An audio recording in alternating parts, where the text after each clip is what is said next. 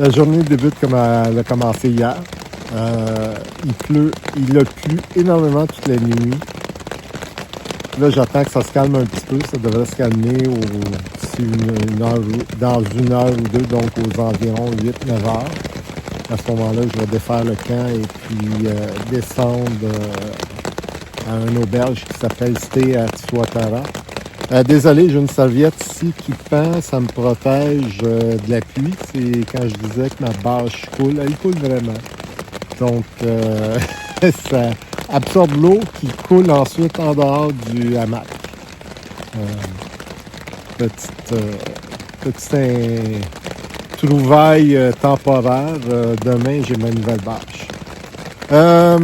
Donc, c'est ça. Donc, je fais 10 km seulement. Je m'en vais à l'auberge Stay à Tuatara.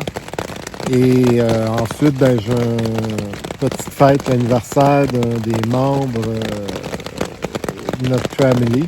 Donc, j'ai une navette qui m'amène en ville. Et ça va être une journée un petit peu plus festive en soirée qu'elle l'est ce matin. J'en profite. J'ai un petit peu de service cellulaire, donc je regarde des choses.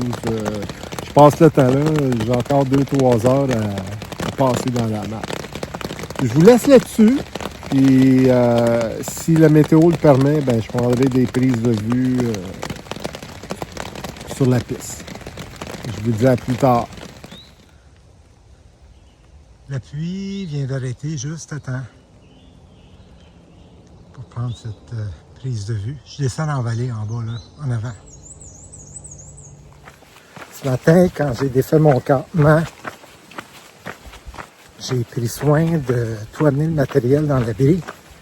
Quand je suis arrivé à la bâche, j'ai regardé comme il faut. Et il semble que c'est la couture entre les deux toiles. Ma bâche est formée de 2 toiles laminées sur la ligne de crête avec une couture, puis fort probablement ça l'a délaminé, c'est là que l'eau passe.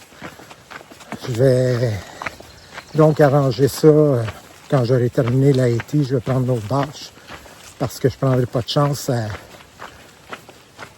réparer puis me retrouver que c'est une réparation temporaire. Juste vous donner une petite mise à jour sur ma bâche.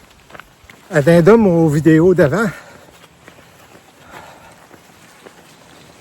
Ça tombe bien, il annonce encore beaucoup de pluie après-midi, donc j'ai une fenêtre d'opportunité d'environ 1 heure ou 2 pour compléter mon trajet. Il me reste peut-être moins d'1 heure. Ensuite, il recommence à pleuvoir.